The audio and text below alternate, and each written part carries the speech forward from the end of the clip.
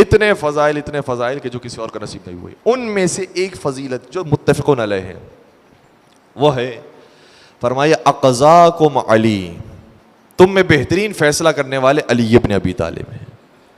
ان سے زیادہ بہتر کوئی فیصلہ کرنے والا نہیں ہے.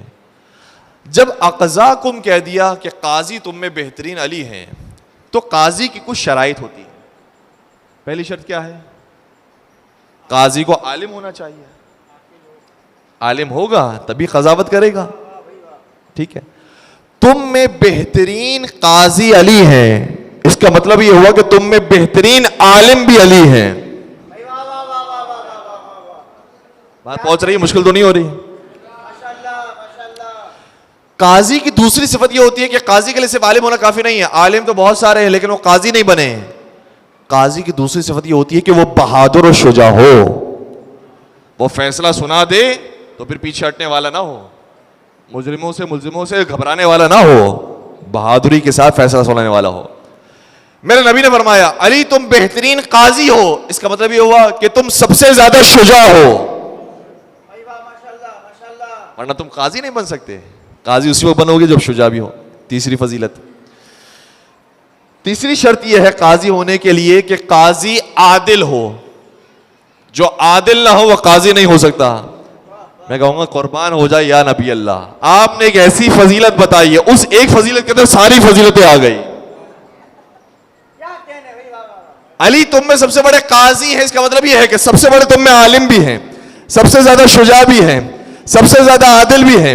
اور قاضی کی ایک اور شرط یہ ہوتی ہے کہ قاضی جو دوسروں کے بارے میں فیصلہ کرتا ہے, اچھا قاضی وہ ہوتا ہے جو اپنے بارے میں وہی فیصلہ کرے. تو پہلے خود عمل کرنے والا ہو, پھر دوسروں کو عمل کی ترغیب دلانے والا ہو. اس کا مطلب یہ ہوا کہ عمل کے میدان میں بھی علی سر فہرست ہے.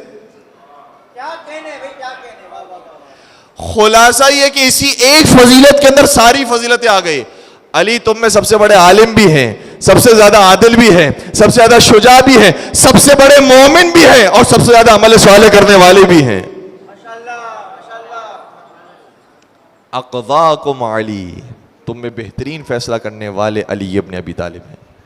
اور ایسا فیصلہ فرمایا کہ جب منبر کوفہ پر تشریف لائے تو فرمانے لگے واللہ لو سنیت لی الوسادہ ثم اجلست علی لحکمت بین اہل التوراۃ بتوراتہم.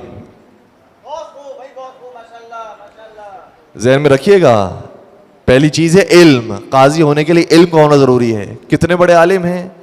فرمایا خدا کی قسم اگر میرے لیے مسند قضاوت کو بچھا دیا جائے اور مجھے اس پر لا کر بٹھا دیا جائے تو میں تورات والوں کو انہی کی کتاب تورات سے جواب دوں گا.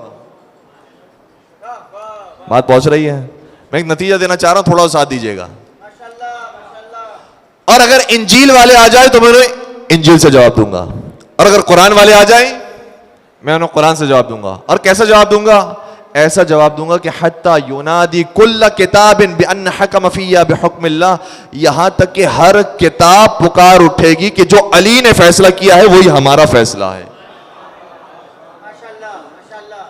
بات واضح ہو گئی؟ سنی ہوئی حدیث تھی, بیان کر دی, اب نتیجہ دینا چاہ رہا ہوں. میرے مولا کا کمال ہے, تورات والوں کو تورات سے جواب, انجیل والوں کو انجیل سے جواب, قرآن والوں کو قرآن سے جواب.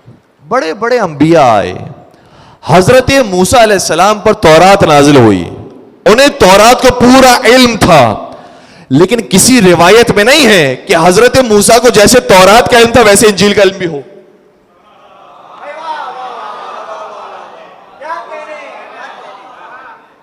حضرت عیسیٰ پر ہمارے لاکھوں سلام, وہ انجیل لے کر آئے تھے, انجیل کا پورا علم رکھتے تھے, لیکن میں نے کسی روایت میں نہیں پڑھا کہ حضرت عیسیٰ علیہ السلام نے فرمایا کہ جیسے مجھے انجیل کا علم ہے ویسے مجھے قرآن کا علم بھی ہے. صرف ایک نبی اکرم ہے جنہوں نے فرمایا کہ میرے پاس قرآن کا علم بھی ہے, انجیل کا علم بھی ہے, تورات کا علم بھی ہے, ساری آسمانی کتابوں کا علم ہے. لیکن اس کے علاوہ بڑے بڑے انبیاء آئے, لیکن کسی میں ضرورت نہیں ہوئی کہ کیا ہے ہمارے پاس ساری آسمانی کتابوں کا علم ہے. یا یہ دعویٰ کیا ہے تو نبی نے کیا ہے, یا دعویٰ کیا ہے تو علی نے کیا ہے. تو پھر ہمیں کہنے دیجئے کہ 1,23,999 انبیاء ہمارے لیے سب محترم علیہ السلام ہیں, لیکن جو سب سے بڑا عالم ہے وہ ان میں یا محمد مصطفیٰ ہے یا علی مرتضیٰ.